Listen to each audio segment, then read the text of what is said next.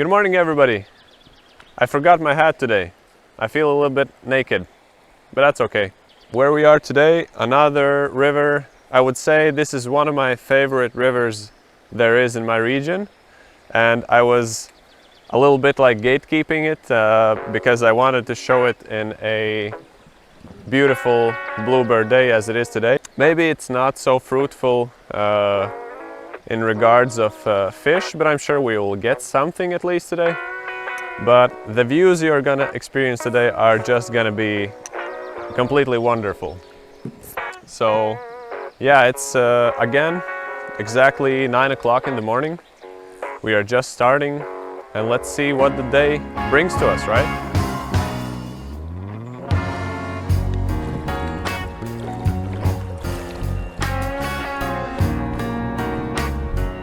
I have now come to my private island, little one. There's a really good run across here, a deeper part, which should hold fish, I think. And just yesterday, some new flies came by, pretty big ones, and they will be as a good indicator for, yeah, just like a tractor indicator on the top. I'll try to put on this size 16 little nymph on the bottom.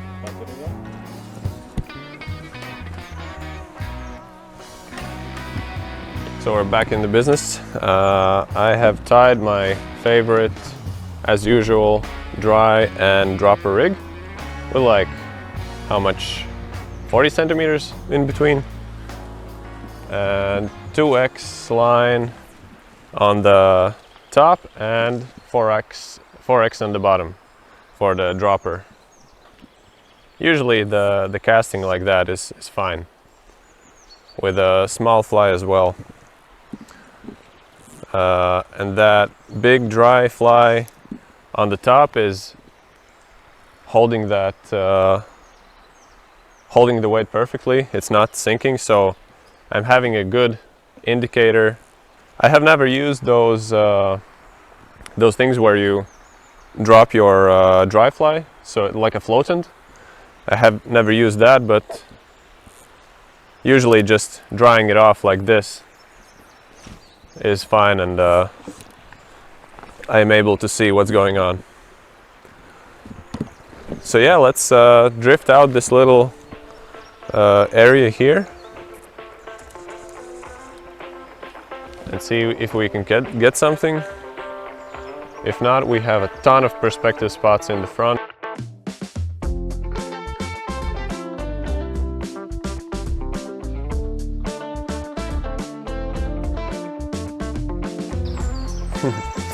Just how beautiful it is to make those long and slow fly casts. The energy transfer is just so perfect. The bottom fly is the last one, then the second fly, and the line is like straight. It doesn't break up on itself. Well, I have been sitting for a good 20-25 minutes on a single fish, probably a single fish.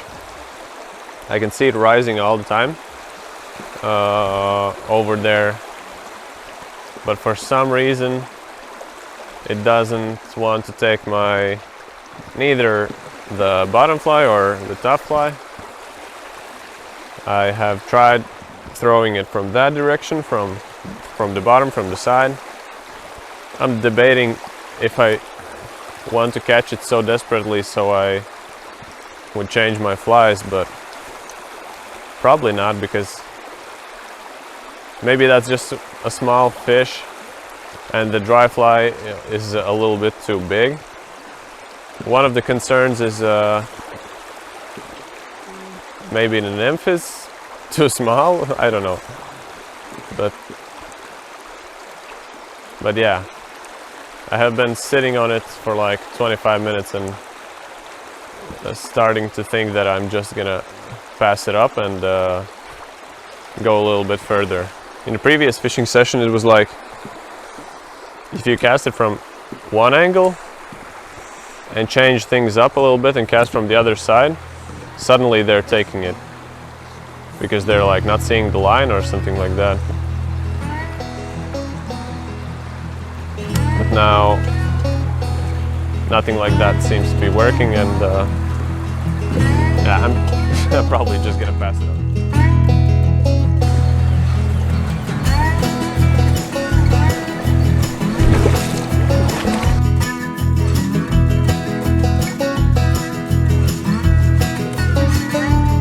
This is a cool one. I think I would be catching those here, like at all.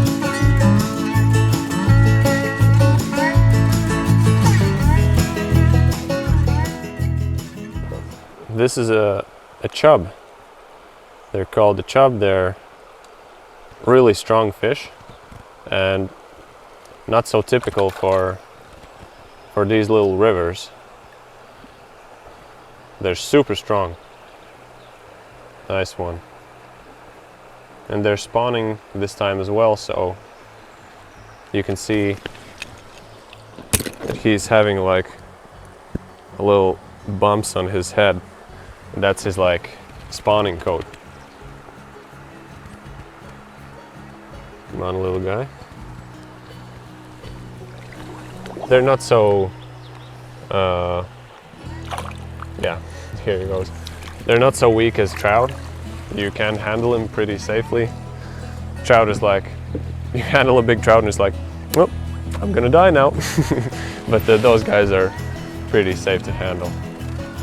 But yeah, another really weird take. I was just casting and then starting to pull against it, and it took on the pull, on the movement. And I was previously saying like maybe the nymph is too small and they're just not eating it, just like that. So yeah, it works. Again, when I'm doubting if something works, I get a fish.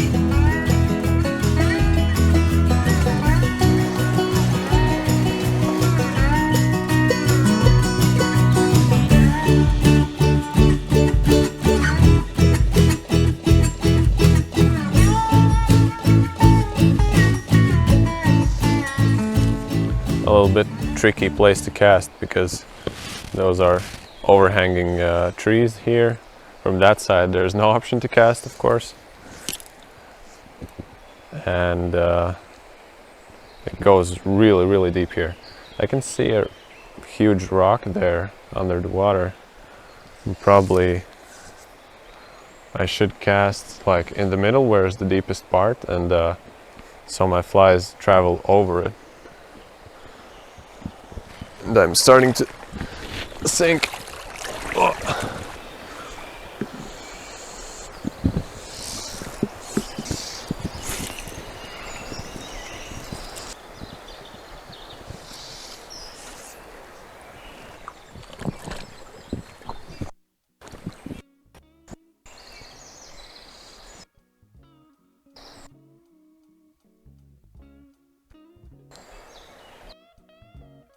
I think to approach next good spots, we're gonna go across the stream and then continue onward for a while on that side.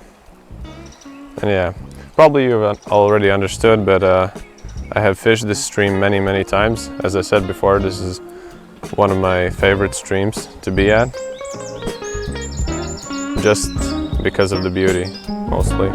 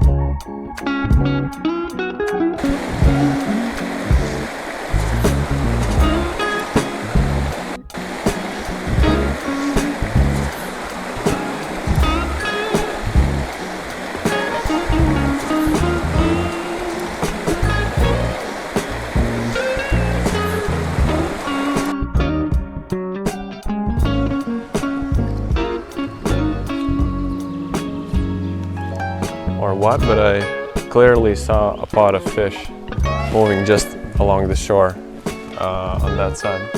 I'm not sure I'm gonna be able to get there.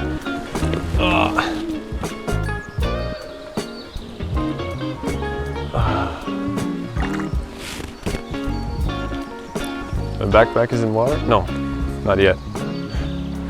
It's a comedy part, right?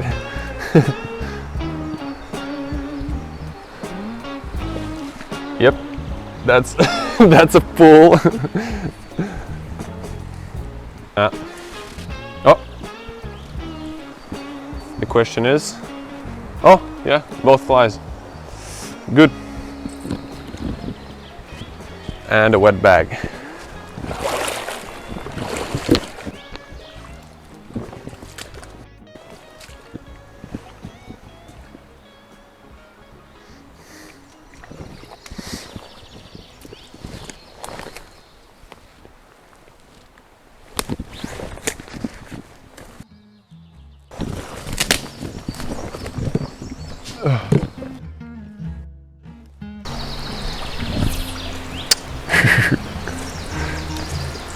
Come on. Oh, yes.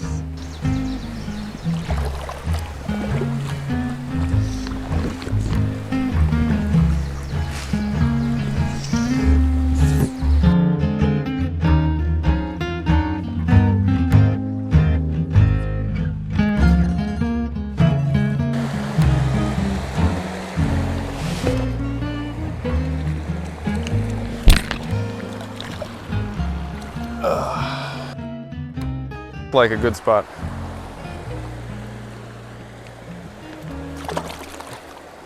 One grayling from this spot, from this outlet, but it looks so good and it's so big and wide, it should hold more fish. So that's why I'm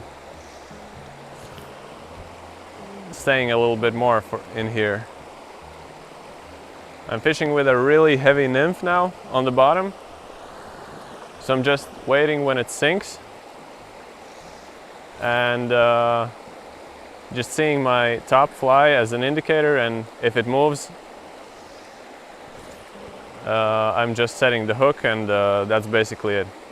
Oftentimes I'm not even seeing the take itself. Moving a little bit just to change the angle of how the fly is gonna be presented and how the line is gonna be looking from the bottom,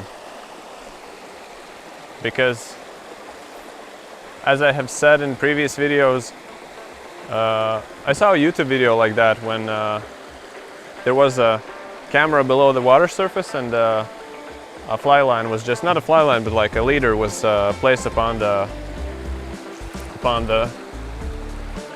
water surface, and you could just see from one angle it's like completely invisible, from different angle it's like you can clearly see what's going on.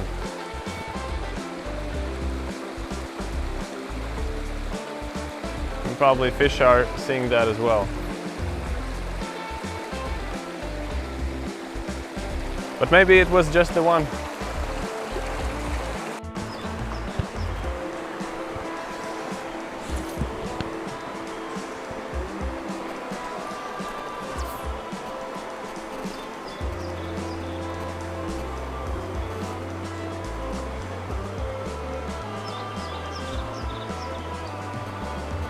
We're stopped at a really nice spot here, but no luck just yet. And you may also have seen that after casting I'm like twitching sometimes or stripping a little bit, because just now around the corner I had like a situation where I was like reeling in my fly because I wanted to move on and to the next spot. And I'm like stripping a little bit and I see a pretty big grayling just trailing that nymph from behind and like turning away. So they're not too scared of a movement. Like, it doesn't necessarily need to be fish rising as much. They're still there, they're still active, but sometimes you just see Ah, fish rising there? Okay. I'm gonna try there. Fish rising there? I'm gonna try there. Here's like, just have to try without seeing anything. And I feel like this river all the time is a little bit slower, it's a little bit like, maybe because it's just because it's so popular. But yeah. Basically, I knew that before coming here, probably isn't gonna be as action-packed and filled with fish. But as I said, I just wanted to show this wonderful place. Whew. Little one, just a little one. I love how the fly is getting out of there. This one's really beautiful. He has a bunch of spots on him. Grayling again, of course. I can show it like this. Yeah, like this place where fly line meets the leader is like not going like this, but all of a sudden it's like standing. And that can be one like signature that something has taken it or it has hung up. Either way, just set the hook. And this was the situation where a fish was on. And yeah, and the nymphs are really, it's getting so smashed, it's starting to unravel. I'm just gonna quickly retie my bottom fly because the heavy nymph is just a little bit too much for this place. And further on now we are gonna get a little bit like shallower spots.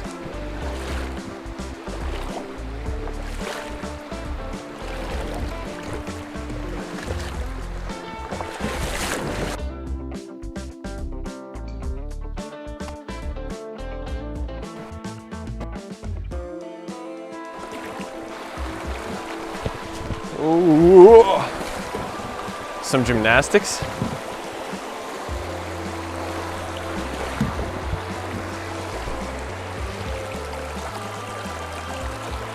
Oh, nice.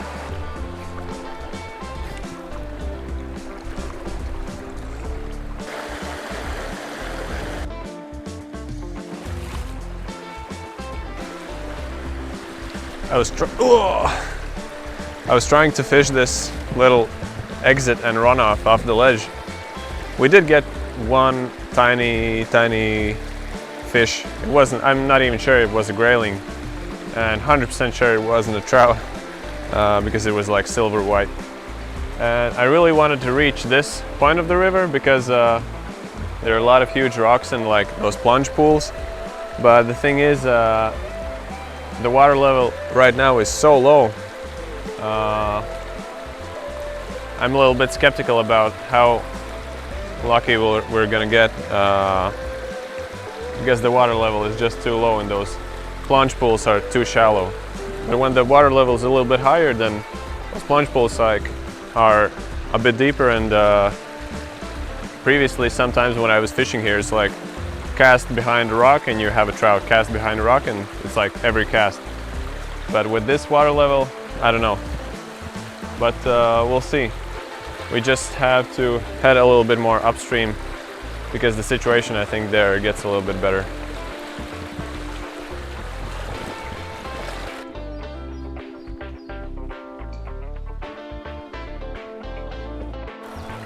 Well, as I said, this place is, and this exact spot is absolutely perfect, but with this water level and this plunge not having any takes,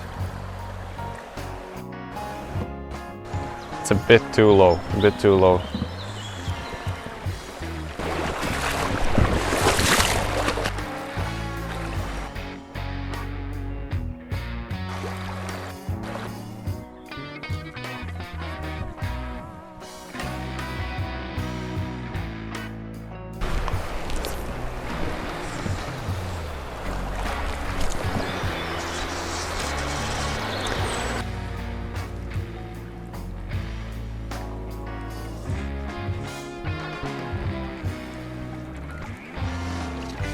Ja, väl igen.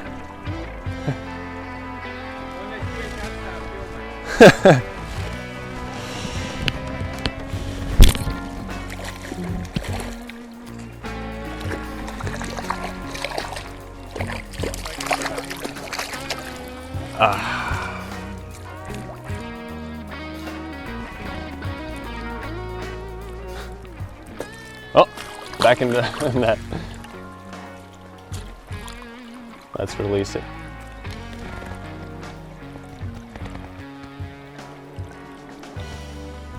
Come on.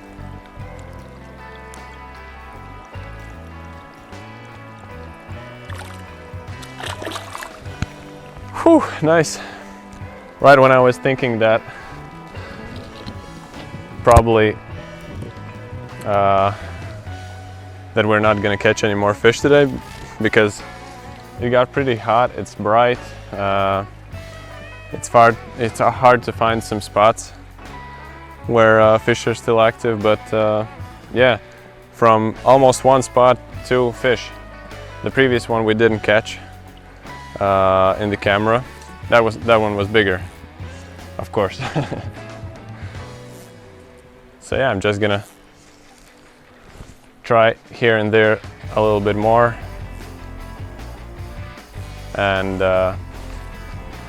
that lifts up the spirit a little bit because it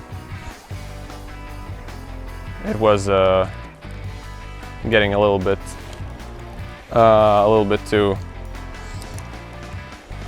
too hard for us to continue because it's really hot and yeah, hard for me to speak as you can hear. Hi everyone again. Well, I'm sitting on a rock and that can mean only one thing, that this is it for fishing episode number, I don't know which one. So, yeah, whatever. But about today, the scenery was wonderful, probably you will agree. The weather kept changing. We had a little bit of overcast, we had sunny bluebird day just like this, and yeah, we did really good, I think. The fish here weren't really too big and actually weren't too many as well. We caught like how many? 4, 5 or 6 only, and chub and grayling. I have to admit again that no trout. I don't know what am I doing differently than every year. Well, of course this year I'm working with a fly rod, with a western fly rod, but with a tenkara rod. It was a whole different story. So yeah, thank you for watching, and it's really cool that you made it this far in the video.